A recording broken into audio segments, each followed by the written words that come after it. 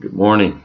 My name is Dean Roosevelt, and I'd like to tell you a little bit about Hurlburt Park and the changes being proposed, or almost the non-changes being proposed at City Council a few weeks ago.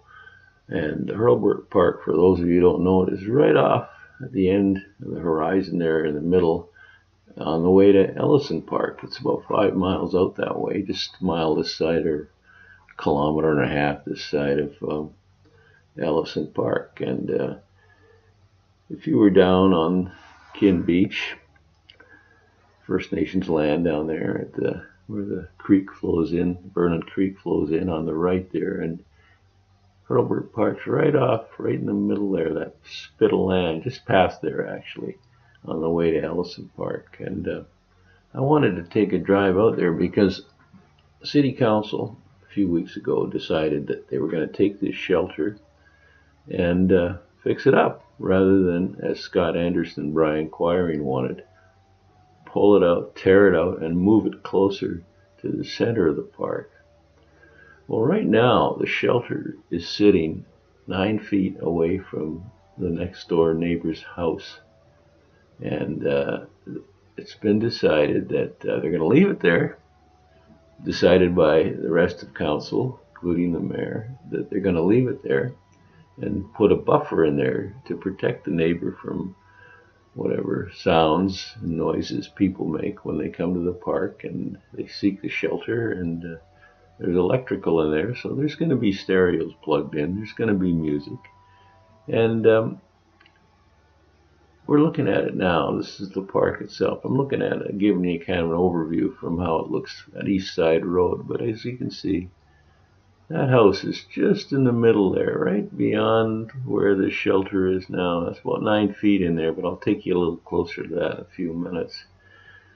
I just thought an overview was a good idea at this point, so you get some idea what we're looking at here. This is a flat area in the middle of the park, above the high water line, where Anderson and Quiring wanted the shelter to be moved to. And as you can see by this drawing, if you look just to the left-hand side, that's where the house is, and the shelter's just to the right of that, but it's a heck of a lot closer than you'd think from looking at this layout that the council was showing. That's really how much separation, 9 feet right there. I measured it off. It's not much between a noisy shelter and a very expensive home, which houses, I have been told, person with learning challenges who won't be able to.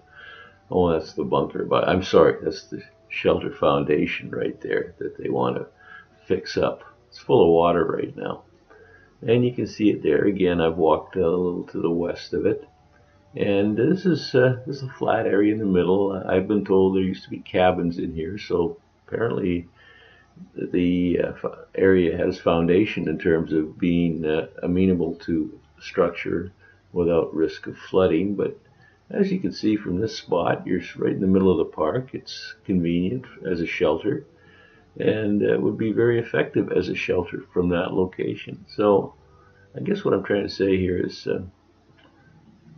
those stones mark the high water mark, by the way. There you can see the neighbor's house. But really, rather than go along with what the mayor and Juliet Cunningham and some members of council have suggested, why don't we give this a second look and bring some common sense into this situation.